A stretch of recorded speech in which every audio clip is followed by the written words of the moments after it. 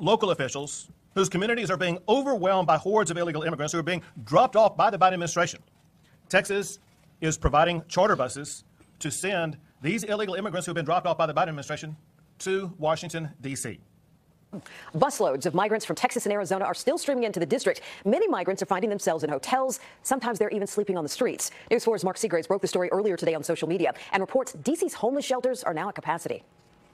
Well, that is the very same question I had for council members, and the truth is no one knows, not even the migrants themselves. I mean, take a look. Quality Inn is right behind me, and some of them staying there say that some of them can't even get into their rooms. So the situation is only getting tougher, especially for some with children. Now, they say those who do have cars will be staying in them tonight. This morning, the mayor of Washington, D.C. has requested the help of the National Guard to assist with the buses of migrants arriving to her city, which she described as a growing humanitarian crisis. We expect to escalate the number of people crossing the border seeking asylum. The crisis began in April when Texas Governor Greg Abbott and Arizona Governor Doug Ducey started sending busloads of migrants to Washington, D.C. With colder temperatures and rain in the forecast, volunteers say time is of the essence to help these asylum seekers find shelter indoors. One man staying here tells me every tent had frost on it at this site in Tequila, and it continues filling with people. Just today, a family arrived here with their small children.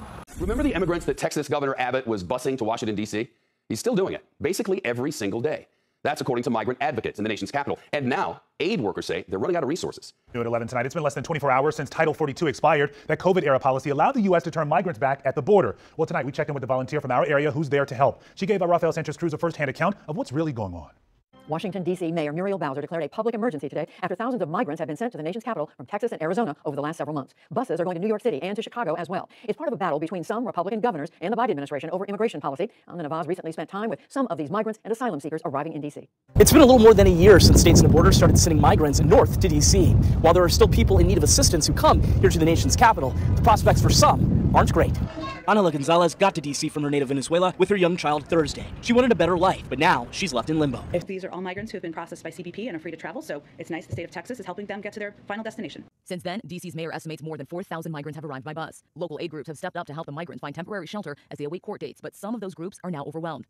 It's not home sweet home, but it is a place for more than 300 people seeking asylum. The stories of these folks leaving their homeland is atrocious. What they've gone through is so traumatic. Escaping trauma, now camped outside the Riverton Park United Methodist Church in Tequila. Governor Abbott started hiring charter buses to take migrants to so-called sanctuary cities back in April. Arizona's Republican Governor Doug Ducey quickly followed suit. According to reports, both Texas and Arizona have sent several thousand migrants to D.C. by this point. And now the mayor there is asking for help.